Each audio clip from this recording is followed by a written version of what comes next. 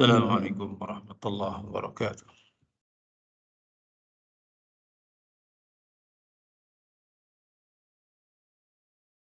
Innal hamdalillah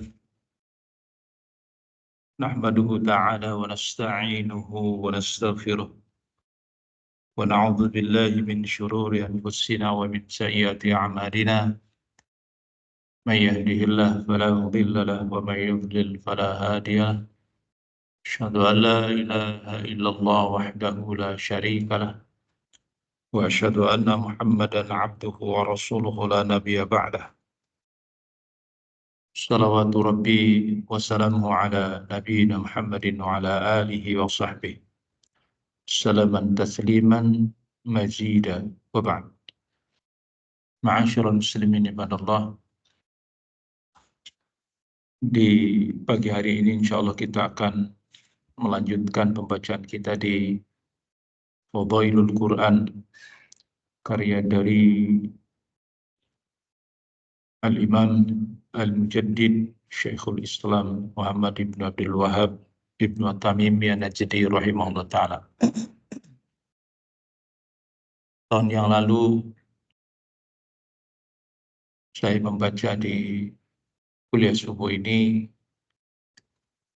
kitab atau kutip yang sangat bermanfaat, karya dari ulama kita, dan waktu itu masih pada bab pertama, bab tentang fadhail tilawatul Quran, fadhail keutamaan di dalam at-tilawah, membaca Al-Quran, mempelajarinya dan mengajarkannya. Dan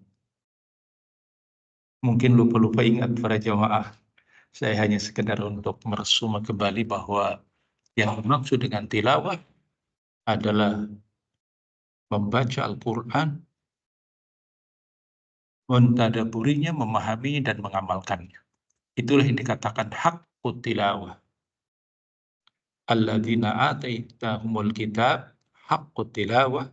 Sebenar-benarnya tilawah adalah yang orang membaca Al-Quran, kemudian juga memahami dan mengamalkan.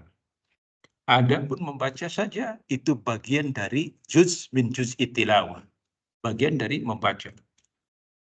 Nanti di belakang kita akan menjelaskan bagaimana yang dimaksud dengan para qurra, para pembaca Al-Quran itu.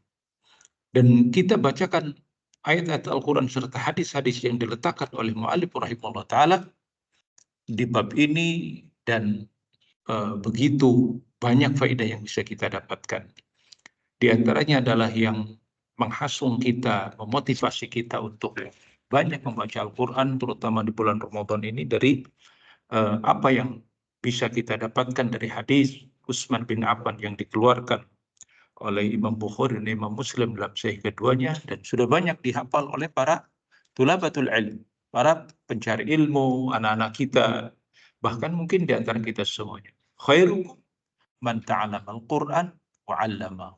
Sebaik-baik kalian adalah orang yang belajar Al-Quran dan yang mengajarkannya. Ini Rasulnya menyebutkan seperti itu. Dalam riwayat yang lain, afdhalukum, yang paling utama di antara kalian adalah orang yang belajar Al-Quran dan yang mengajarkannya. Maka bersemangatlah wahai kaum muslimin untuk mempelajari Al-Quran. Dan bagi mereka yang sudah memahaminya, artinya membacanya dengan baik, sesuai dengan makhrajul hurufnya, sifat-sifat hurufnya, tajwidnya yang secara sederhana, ajarkan kepada yang lain, khususnya kepada keluarga kita, agar Al-Quran ini yakni bisa dipahami oleh anak-anak kita. Nanti akan kita dapatkan faedah-faedah yang bagus sekali dari hadis-hadis yang datang dari Nabi kita Muhammad SAW untuk bersemangat kita di dalam mempelajari dan juga mengajarkan Al-Quran Al-Karim. Yang Allah sebutkan melalui lisan Rasulnya, khairukum, sebaik-baik kalian, atau afdalukum, adalah orang yang belajar dan pelajaran. Bukan mereka yang Allah berikan anugerah harta, kedudukan, dan lain sebagainya, tapi justru orang yang membaca Al-Quran. Dan di antara poin yang ingin saya sampaikan dari penghujung bab tentang keutamaan Al-Quran adalah apa yang kita dapatkan dari penjelasan para ulama, bahwa ketika seseorang bersungguh-sungguh mempelajari Al-Quran dan kemudian juga berupaya untuk terus dilakukan dan diberikan semangat kepada keluarganya, itu faidahnya sangat luar biasa. Karena bukan hanya sekedar di dunia mereka Allah muliakan, sebagaimana disebutkan dalam ayat Al-Quran, yarfa'illahu alladhina amanu minkum walladhina utul ilma darajat. Tapi juga yang paling pentingnya adalah bahwa visi kehidupan seorang muslim adalah kelak di yaumil akhir. Ya. Tempat di mana kita akan kembali. Maka di tempat itulah nanti akan terlihat siapa yang beruntung, yang falah, yang berhasil, dan siapa yang merugi. Siapa yang nanti akan mencocoki firman Allah Subhanahu wa taala, wala yalumanna illa nafsak. Jangan sesali kecuali dirimu sendiri. Ketika orang lain mendapatkan kebahagiaan, mendapat kedudukan yang mulia, namun kita hanya menggigit jari menyesal. Kenapa tidak aku lakukan ketika di dunia? Kenapa tidak mendorong anak-anakku? Kenapa waktu itu di kesempatan yang banyak aku tidak belajar Al-Quran? Rugi. Dan itu penyesalan. Sesuatu yang sudah lewat. Tidak akan bisa kembali. Walaupun kita berteriak untuk kita dikembalikan. Farji'na na'mal salihan inna muqinun. Tapi percuma. Oleh karena itulah, mumpung masih ada kesempatan pada diri kita semua, di kesempatan yang mulia ini, di bulan Ramadan, kita belajar Al-Quran. Saya sudah tua, lihat kisah-kisah yang sering saya sebutkan di majelis yang lain. Bagaimana orang-orang terdahulu sebelum kita, di usia yang sudah lanjut, masih tetap belajar. Masih tetap belajar. Apalagi kita orang-orang ajam, yang tidak terbiasa dengan bahasa Arab. Susah untuk mengucapkannya. Tapi kita pun mendapatkan dorongan yang luar biasa dari hadis-hadis yang sudah kita lewati. Sebagaimana yang dikeluarkan dari Imam Bukhari dan Muslim dalam sahih keduanya dari hadis Aisyah radhiyallahu taala anha. Di antara potongannya adalah walladzi yaqra'ul Qur'an wa yata'ta. Orang yang membaca Al-Qur'an dalam keadaan terbata-bata. Fihi padanya. Wa huwa alaihi syaq. Dan dia dalam keadaan merasa berat. Kenapa? Karena kita memang bahasa Arabnya bukan orang Arab. Huruf to susahnya sampai sekian minggu kita belajar huruf so, huruf to, huruf bo. Berat memang. Akan tetapi orang-orang yang seperti ini memiliki nilai di sisi Allah Subhanahu wa taala. Maka bersemangatlah para masyayikh, orang-orang yang sudah sepuh, yang sudah ada, yang sudah beruban. Semangat. Demikian juga semangat itu akan menimbulkan efek kepada anak-anak kita. Melihat orang tuanya semangat, bapak ibunya semangat belajar. Belajar Al-Quran. Jangan sampai merasa puas. Saya kan sudah belajar. Barangkali mungkin ada. Percaya sendiri, saya masih belajar. Ketika di sini ada talaki, saya duduk ingin tahu bagaimana. Masya Allah. Jadi kita melihat kekurangan-kekurangan kita. Dari apa yang telah disampaikan para guru-guru kita. Orang-orang yang Masya Allah di dalam membaca Al-Quran. Satu lagi yang ingin saya sampaikan di kesempatan ini, di penghujung disebutkan oleh Al-Syeikh Al-Imam Muhammad At-Tamimi rahimahullah ta'ala dalam kitabnya ini tentang hadisnya panjang, hadis dari Buraidah yang dikeluarkan Imam Ahmad. Dari potongan-potongan ini ada satu potongan yang sangat bagus sekali. Terutama untuk mengasuh kita para orang tua. Bahwa para pembaca Al-Quran, sebagaimana yang sudah lewat keutamaan-keutamanya, di antaranya adalah kelak di yaumil akhir. Mereka akan yudhau ala ra'sihi, akan diletakkan di kepala mereka tajul waqar. Taj, yakni mahkota. Untuk siapa ini? Para pembaca Al-Quran. Loh kan hadisnya banyaknya diceritakan tentang orang tuanya. Tapi kalau dari riwayat Buraidah ini, itu kepada pembaca Al-Quran. Kepada pembaca Al-Qurannya. Diletakkan padanya, di kepala mereka, mahkota. Yang itu menjadi kebanggaan buat para pembaca Al-Quran. Yang tidak diberikan kepada selain.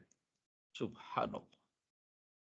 Maka bersemangatlah wahai anakku yang masih punya kemampuan untuk yakni belajar, menghafal, menjaganya, memahaminya, dan kemudian mengamalkannya. Karena ini balasannya. Lantas bagaimana dengan orang tua? Nah, disinilah hadis berikutnya. Dari 8 berikutnya, kata Rasulullah SAW, wa yuksa walidahu hullatain la yakumanna lahuma ahlud dunya. Dan dipakaikan wa yuksa walidahu untuk kedua orang tuanya. Hulatain. Hulatain jenis bentuk musanna dari hullah. Hullah itu adalah sebuah pakaian. Hulatain, dua pakaian. Disebutkan oleh para ulama tentang makna ini adalah bahwa yang dimaksud dengan hullah itu adalah pakaian yang sifatnya baru. Bukan pakaian bekas, tapi benar-benar baru, terdiri dari 2 lembar. Hulatain yaitu pakaian yang ada seperti kita ini diizarkan, kain izar. Seperti sarung dan bagian atasnya. Itulah dua lembar pakaian yang diberikan kepada kedua orang tua dari pembaca Al-Quran ini. Kemegahan dan kedahsyatan dari pakaian ini adalah la yakumanna lahuma ahlud dunya. Pakaian ini tidak bisa ditembus, tidak bisa dibeli, tidak bisa didapatkan oleh ahlud dunya. Tidak akan mampu membelinya ahlud dunya. Orang-orang yang hidup di dunia. Menunjukkan betapa mahalnya, betapa megahnya, betapa hebatnya pakaian ini. Yang kemudian sampai ahli dunia pun tidak akan mampu menembusnya. Sekiranya Elon Musk dengan Jack Ma dikumpulkan hartanya yang katanya manusia terkaya di dunia, itu tidak bisa membeli pakaian ini. Namun kadangkala sering tidak percaya kita. Masa? Nah, kan gitu. Masa sekarang ini pakaian-pakaian kan bisa kebeli. Nah, tapi pakaian nanti yang Allah berikan kepada orang tua pembaca Al-Quran yang menjadi kebanggaan mereka, maka sesungguhnya ini adalah sesuatu yang akan terjadi sebagaimana diberitakan oleh Rasulullah Sallallahu Alaihi Wasallam. Kita lebih yakin dari berita Nabi daripada fakta yang ada sekarang ini, walaupun kekayaan dunia begitu menumpuk. Walaupun ada manusia-manusia terkaya di dunia, tetap kita yakin bahwa mereka tidak akan bisa menebus pakaian tersebut. Karena memang Rasul menyatakan la yakumanna lahuma ahlud dunia. Tidak akan bisa ditebus oleh ahli dunia. Menunjukkan betapa megahnya, betapa hebatnya pakaian ini. Dan ini hanya diberikan kepada orang-orang tua yang dimana anak-anaknya itu membaca Al-Quran. Karena kemudian kata Rasulullah SAW menyebutkan fayakulan, kedua orang tua ini mengatakan, bima kasabna, kenapa kami diberikan pakaian seperti ini? Sebab apa yang menjadi kami dianugerahi pakaian ini? Pakaian yang begitu membanggakan. Sehingga manusia melihat orang-orang yang dipakai saat ini dalam keadaan terkagum-kagum. Dia mendapatkan pakaian tersebut. Kenapa? Tidak semuanya orang diberikan pakaian ini. Apa jawaban kepada orang ini? Bi'akhdi waladakumal Qur'an. Disebabkan karena anakmu menghafal Al-Quran. Hakada. Ini hadis hendaknya menjadi motivasi, mendorong buat kita semuanya untuk benar-benar memberikan kesempatan, mendorong, memotivasi anak-anak kita untuk belajar Al-Quran. Lihatlah ma'asyiral muslimin ibadallah. Para ulama dulu banyak memberikan nasihat untuk kita semuanya, orang-orang yang hidup di masa yang akan datang. Sebagaimana disebutkan oleh Al-Imam Sufyan bin Sa'id Ats-Tsauri rahimahullah ta'ala. Wa yanbaghi lil walidi an yukraha waladahu ala talabil ilm. Sudah sepantasnya, kata beliau rahimahullah ta'ala, untuk para orang tua memaksa, saya kasih garis atas, memaksa anak-anaknya untuk belajar ilmu, untuk mencari ilmu. Loh, dipaksa. Nanti KDRT, tidak apa-apa. Kan sekarang ini sedikit-sedikit anaknya ini KDRT nanti dilaporkan dan sebagainya. Silakan laporkan, daripada kita di yaumil akhir dituntut. Karena saya menyatakan, kata Imam menyatakan, fa innahu mas'ulun anhu. Karena sesungguhnya kalian akan ditanya tentang anak-anak kita. Dilajari apa mereka? Didik seperti apa mereka? Diajari sholatkah? Diajari bacaan Al-Quran kah? Akan ditanya. Sedangkan yang lainnya prestasinya, yakni misalkan dia mendapatkan itu, mendapatkan ini dalam urusan dunia, tidak ditanya. Anda tidak ditanya, wahai para orang tua, kenapa anaknya tidak punya akun TikTok? Tidak ditanya. Kenapa tidak punya ini? Kenapa tidak ditanya? Wallahi, yang ditanya adalah apakah diajari ilmu atau tidak? Sufyan Ats-Tsauri rahimahullah ta'ala. Jangan Anda tabrakan dengan ahli parenting sekarang, begini-begini, ahli tentang pendidikan ini. Nggak ada apa-apanya dibandingkan beliau rahimahullah ta'ala. Amirul Mukminin fil hadis. Orang yang pendudukan yang paling tinggi dalam ilmu hadis. Siapa beliau? Siapa kita? Siapa para profesor? Siapa para doktor? Dibandingkan dengan beliau rahimahullah ta'ala. Orang kalau sudah bertemu dengan Sufyan Ats-Tsauri dalam masalah ilmu hadis, nyerah semuanya. Beliau bergelar Amirul Mukminin fil hadis. Belajar kepada Syu'bah bin Hajjaj 20 tahun. Mulazamah sampai ketika Syu'bah itu giginya sudah rontok membacakan hadis, nggak ada tahu ngomong apa ini. Tapi Sufyan mengetahuinya, hadisnya adalah demikian, demikian, dan demikian.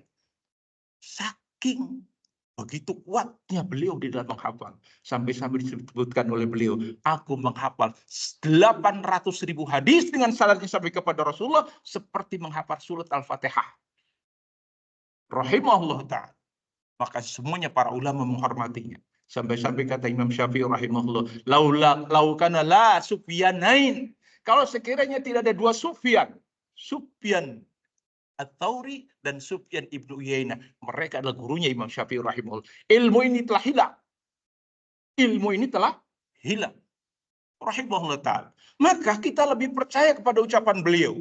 Sehingga kata beliau menjadi sebuah sudah sepantasnya bagi para orang tua, bapak-bapak, ibu-ibu, dorong mereka untuk belajar Kitabullah wa sunnah Nabi. Penting itu. Karena ini yang kita akan ingin ditanya. Sehingga beliau memerintahkan, yakni menasihatkan seperti itu, sudah menjadi sepantasnya bagi orang tua untuk memaksa anaknya.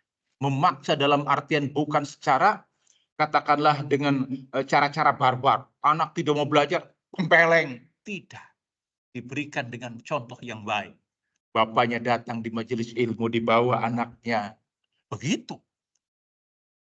Kalau ribut-ribut, jangan ribut. Kadangkala anak-anak di mana saja akan menjadi arena bermain. Di majelis ilmu ribut.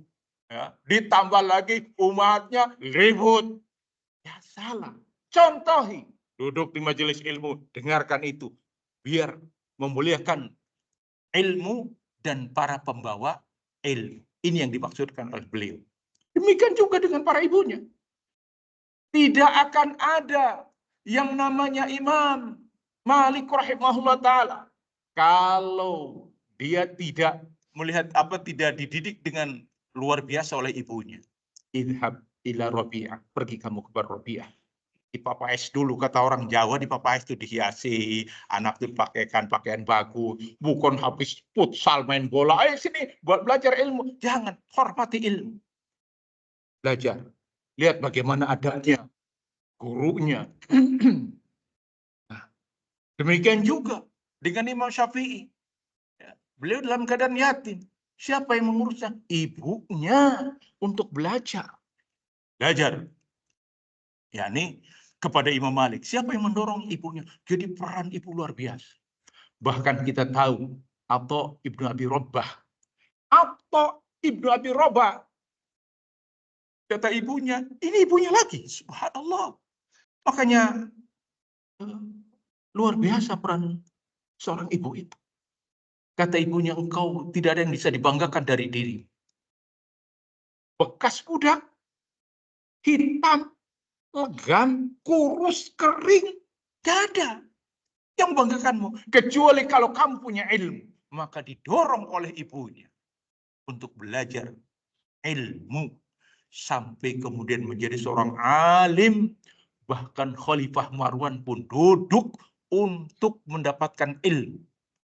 Bayangkan, seorang khalifah ingin bertanya, antri dulu. Ya.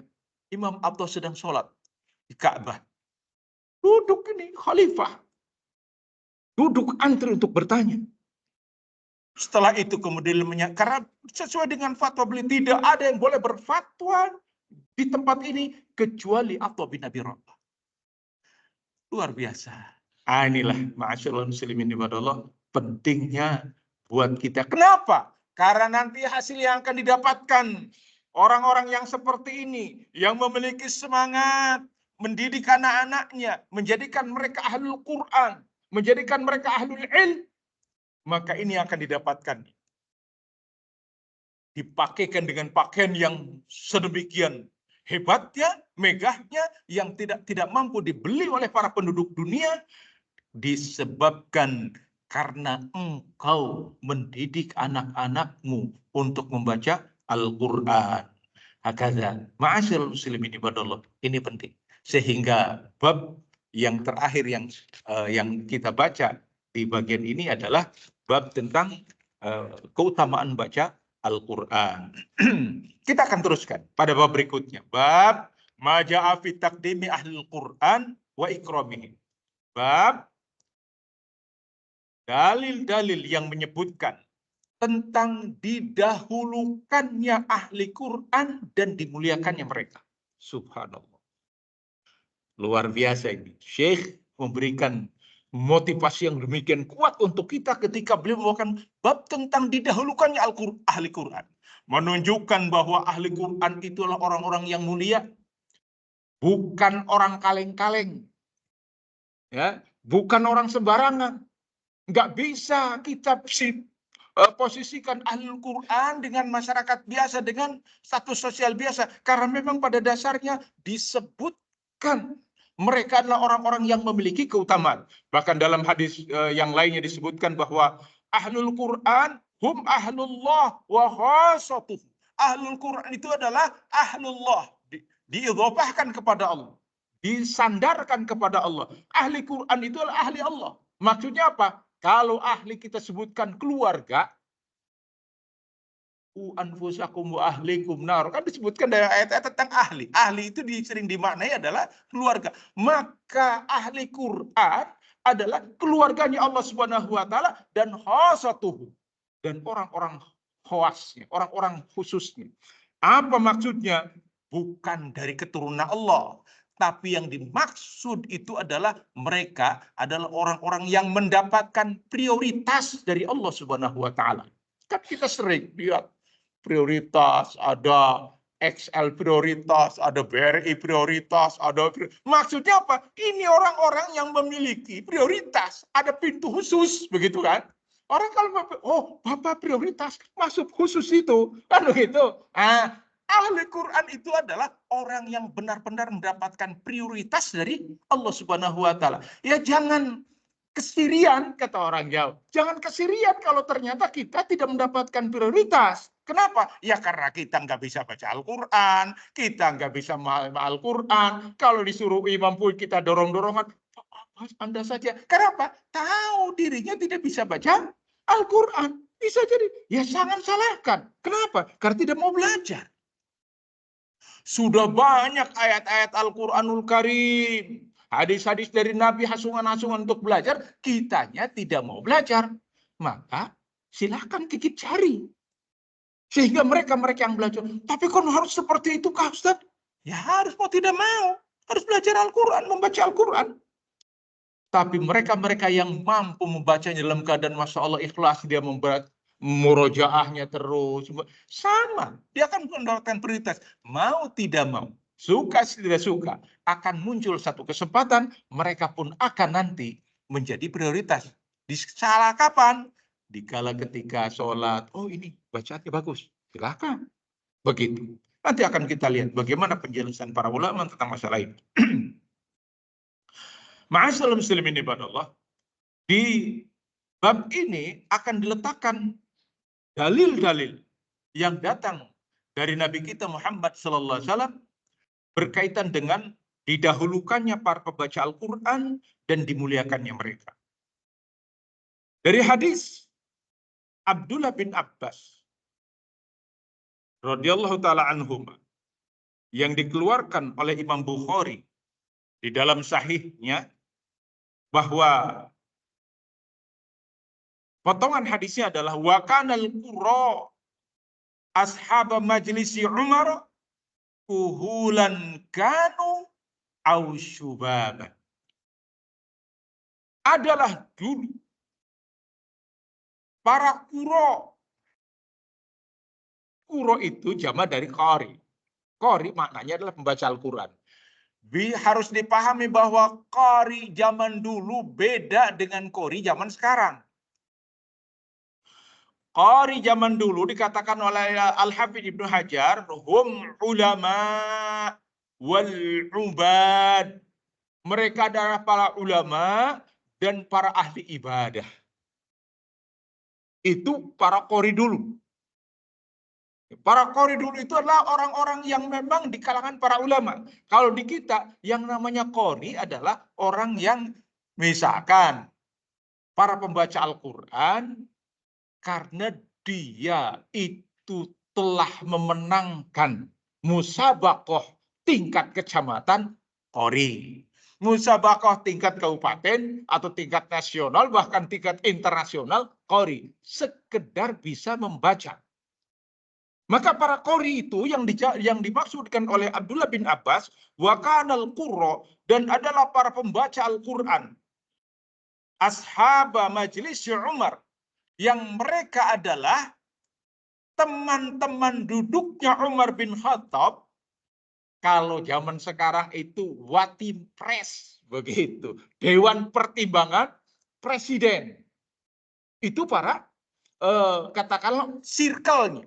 Orang-orang yang ada di sekitar dari pemimpin negara saat itu, mereka adalah para qari. Para qari.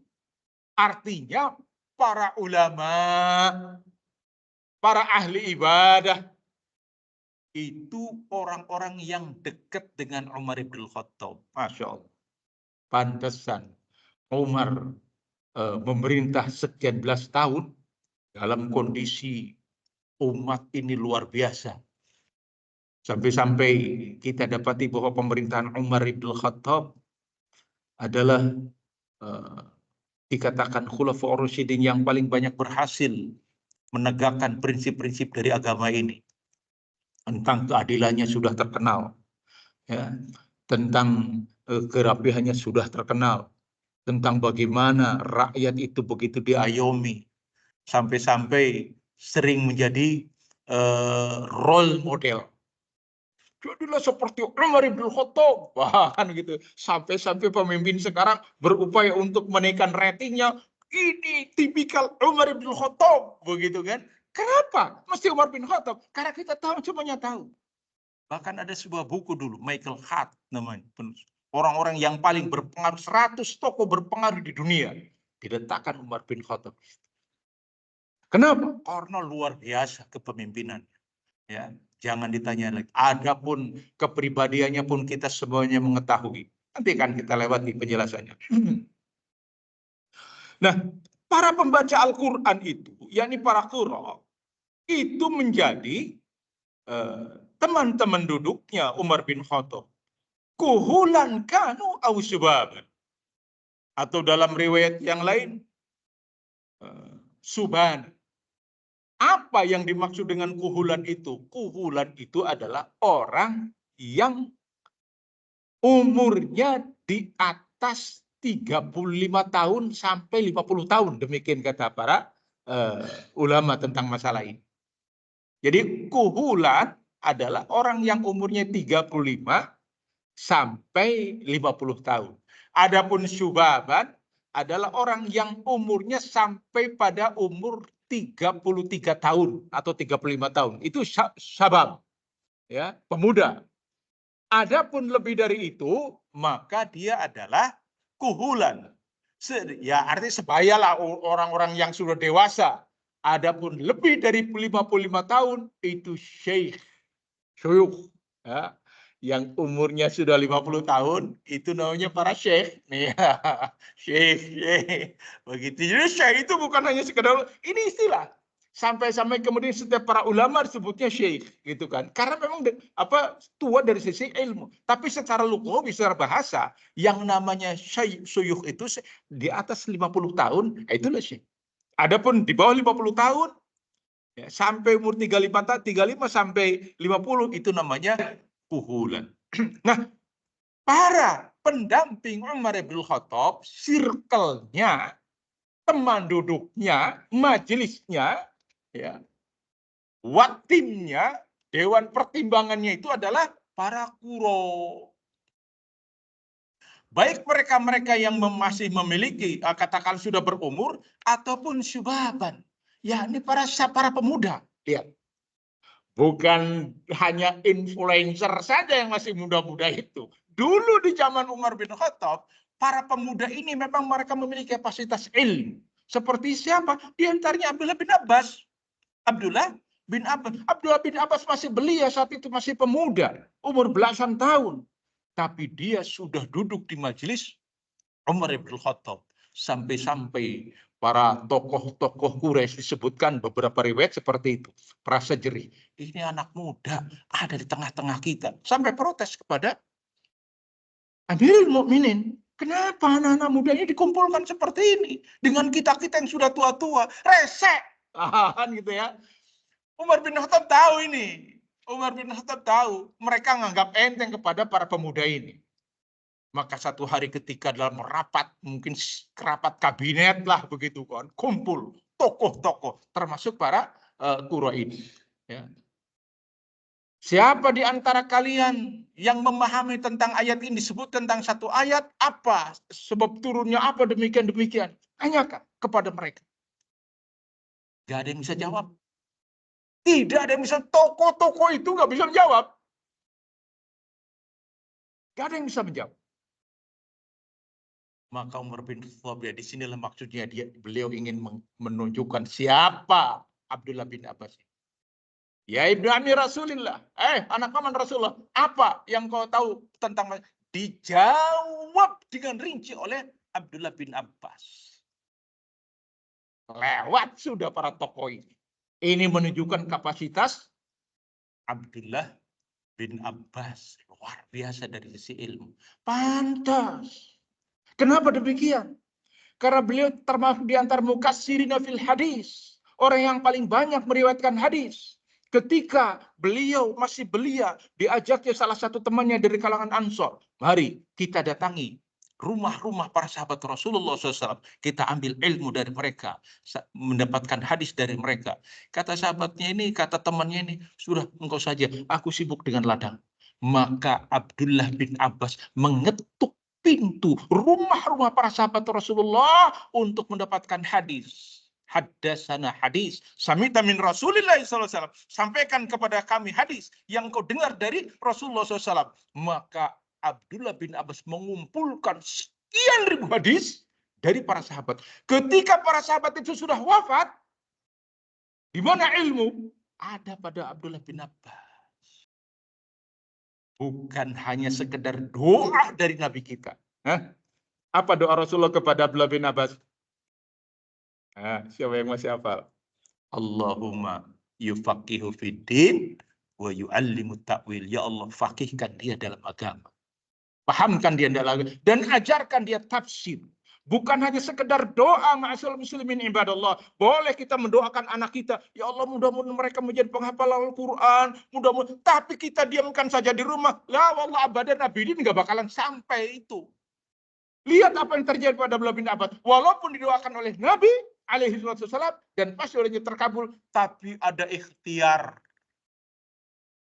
Didatangi sampai ketika mengetuk pintu rumah seorang sahabat Nabi, penghuninya sedang tidur siang.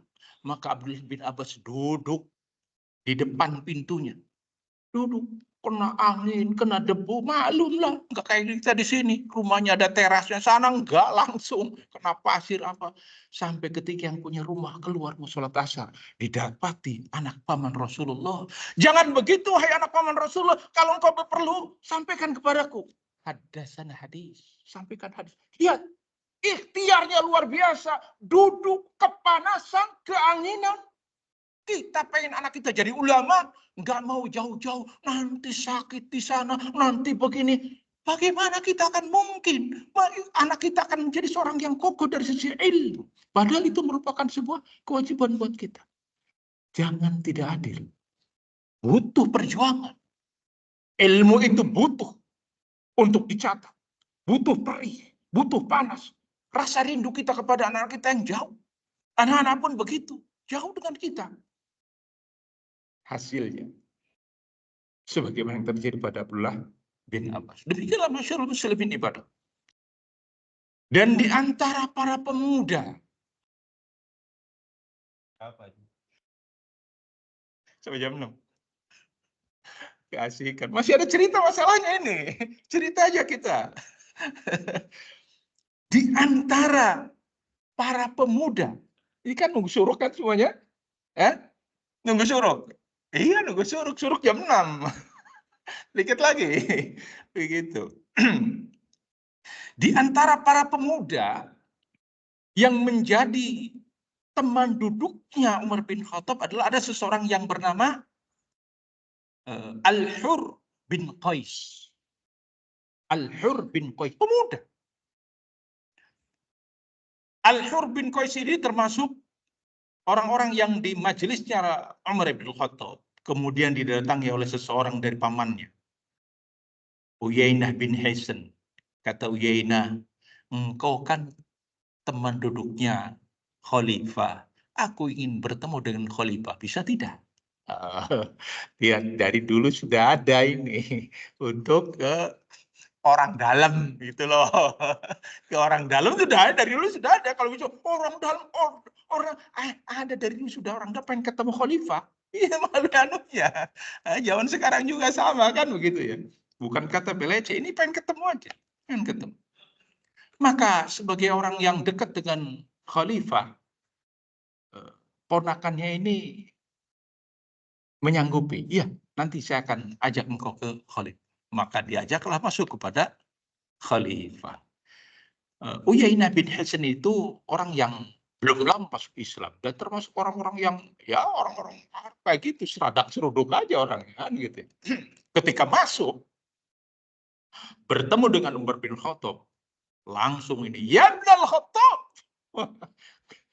Luar biasa ini panggilannya. Langsung enggak pakai ya Ibnul Khattab, wahai anaknya Khattab. Ya ini Umar bin Khattab kan panggilnya begitu. Ya Ibnul Khattab. Wallahi mata tiana engkau tidak memberikan kepada kami al-jazal, yakni pemberian.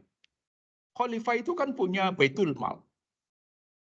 Baitul Mal yang beliau berikan. Ini Fulan, jangan ini anakku, nggak boleh kasih. Umar bin Khattab seperti itu. Jangan. Ini keluarganya. Kepada Fukor. Ini orang yang baru, ya mu'alaf ini, ya bukan mu'alaf, artinya dia baru mengenal agama ini. Langsung seperti, engkau tidak memberikan harta kepada kami, dan engkau tidak menghukumi kami dengan hukuman yang adil. Bayangkan. Bicara seperti itu kepada khalifah. Siapa Umar bin Khattab? Terkenal dengan keadilannya. Ya, terkenal dengan keadilan. Dia tidak melihat siapapun. Kalau memang itu harus ditegakkan hukum, maka hukum itu harus ditegakkan. Seperti yang pernah terjadi pada sebuah sengketa. Ada seorang sahabat, Udama, itu punya lahan. Sedangkan di sebelahnya juga ada lahan yang dia tidak bisa membuang airnya, kecuali harus melewati orang tersebut, tanah orang tersebut. Dilarang, nggak boleh. Nanti harus kemana aku buang air? Terserah, pokoknya jangan lewat tanahku. Diadukan kepada Umar bin Khattab. Panggil dua-duanya. Ada apa ini? Ini saya buang air, apa melewati air, pembuangannya nggak bisa. Harus melewati tanah dia. Dan dia boleh. Apa kata Umar? Lewati, walaupun harus menembus perutnya. Lewati aja. Nggak ada orang yang seperti itu. Tegas kalau memang itu hak. Ini dibilang tidak adil. Luar biasa Umar bin Khattab. Jangankan manusia, hatta syaitan tidak mau bertemu dengan Umar bin Khattab. Kata Rasulullah, lau salaka Umar fajjan. Kalau sekiranya Umar itu melewati satu jalan, salaka syaitan fajjan akhar. Niscaya syaitan itu akan melewati jalan yang lain. Setan aja yang mau berpapasan. Lah apalagi manusia dalam keadaan mengatakan bahwa Umar bin tidak adil. Melihat Umar bin Khattab, maka lihat ini, siapa penasehatnya, walaupun masih muda. Kata beliau, kata Al-Hur bil Qais, ya Amirul Mukminin. Lihat panggilannya. Kalau tadi, ya adalah tahu. Kalau ini, ya Amirul Mukminin. Lihat, coba aja kan. Wahai Amirul Mukminin. Faqala Allah nabihi, sungguh Allah telah berfirman kepada nabinya. Khudil afwa. Wa'mur bil ma'ruf wa'arid anil jahilin. Allah telah berfirman kepada nabinya, khudil afwa, berikanlah ampunan, berikanlah maafan. Wa'mur bil ma'ruf, perintahkan manusia untuk berbuat baik. Wa'arid anil jahilin, dan tinggalkanlah atau berpalinglah dari orang jahil. Wa Uyainah ibnul Hisan ini dan pamanku ini, dia adalah orang jahil. Itu yang tadinya mau menghantam ini, mau menghukumi, ya, yakni Uyainah bin Hisan, ketika dibacakan ayat ini, berhenti Umar bin Khattab. Berhenti. Makanya kata Abdullah bin Abbas, demi Allah, Umar dalam keadaan berhenti, menahan dari amarahnya, wa kana wafaqan li kitabillah, maka sesungguhnya Umar bin Khattab itu adalah orang yang wafaq, mencocoki, artinya dalam keadaan senantiasa mencocoki kitab Allah, yakni Al-Qur'anul Karim. Ma'asyiral muslimin ibadallah, apa yang bisa kita pelajari dari peristiwa ini? Yang pertama adalah bahwa dimanapun kita hidup, di masa apapun akan muncul orang-orang seperti Uyainah bin Hisan ini, yang senantiasa protes. Sebaik apapun pemimpin, sebaik apapun katakanlah pemerintah, pasti ada orang-orang yang sejenis ini. Tapi harus kita pahami bahwa orang-orang sejenis ini adalah orang-orang juhala, orang-orang bodoh. Dia hanya melihat kejelekan pemerintah. Ini pemerintah nggak adil, ini pemerintah nggak melakukan pemerintah, ini pemerintah korup, ini semuanya. Nggak lihat bagaimana kebaikannya. Ngurus 270 juta. Itu jangankan ngurus sebanyak itu, ngurus RT aja susahnya luar biasa. Apalagi ngurus sekian orang, tapi semuanya berupaya untuk. Maka jangan sampai menjadikan Uyainah bin Hisan sebagai sunnah saya terhadap pemerintah. Yang ada doakan, ya. Yang ada doakan kebaikan. Memang tidak cocok ucapan saya ini di tengah-tengah sekarang ini. Enggak adil, curang dan lain sebagainya. Ya sudahlah, ya. Artinya ini fakta yang harus kita pahami bahwa akan muncul orang-orang jahil seperti ini. Ya. Tapi kita harus pula mendapati sebuah riwayat bahwa ternyata seorang muda yang begitu memberikan nasihat kepada pemerintah sekalipun. Sehingga teman duduk pemerintah itu adalah orang-orang yang baik. Orang-orang yang menasehati, mengingatkan, ini jelek, wahai pemimpin. Ini nggak boleh lakukan seperti itu. Ini akan merugikan rakyat. Ini akan berbuat zalim. Anda jangan seperti itu. Nasihat seperti itu yang seharusnya. Sehingga yang dipelihara itu orang-orang baik. Yang dijadikan watim presnya itu harusnya orang-orang saleh, orang-orang yang mengerti apa yang seharusnya dirasakan oleh rakyat, oleh umat, terutama untuk para pemimpinnya. Bukan para influencer yang terus mengegongi, bagus, hebat, bagus, hebat. Akhirnya lupa diri. Kenapa muncul Fir'aun? Karena Fir'aun itu adalah orang-orang yang sudah melampaui batas. Kenapa melampaui batas? Karena semua orang-orang yang menjadi teman duduknya adalah orang-orang jelek. Bitonatus su. Lah kalau bitonatus su, tadinya orang baik akan jadi hancur. Begitulah pelajarannya. Dan Umar bin Khattab adalah figur di mana ketika kebenaran dimunculkan, maka dia berhenti di situ. Dia adalah orang jahil, wahai Amirul Mukminin. Maka Umar bin Khattab tidak mau berurusan dengan orang. Kenapa? Al-Quran membimbingnya. Wa'rid anil jahili. Berpaling dari orang-orang bodoh.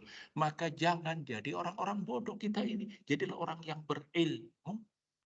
Masih panjang ceritanya, tapi insya Allah akan kita lanjutkan pada pertemuan besok ya, insya Allah. Besok akan kita lanjutkan. Mudah-mudahan ada manfaat dan faedahnya, dan mudah-mudahan Allah Subhanahu wa Ta'ala memberikan semangat kepada kita semuanya untuk belajar Al-Quran, mendorong anak-anak kita untuk bisa membaca Al-Quran, dan kemudian menjadikan kita hamba-hamba Allah yang kelak dikumpulkan di yaumil akhir sebagai orang yang memiliki kebanggaan kepada diberikan kebanggaan disebabkan karena kita mengajarkan Al-Quran, mendorong anak-anak kita menjadi Wassalamualaikum. Amin amin ya rabbal alamin. Wassallallahu nabiyina Muhammadin wa ala alihi washabihi wasallam tasliman katsiran wa akhiru da'wana alhamdulillahi rabbil alamin. Wassalamualaikum warahmatullahi wabarakatuh.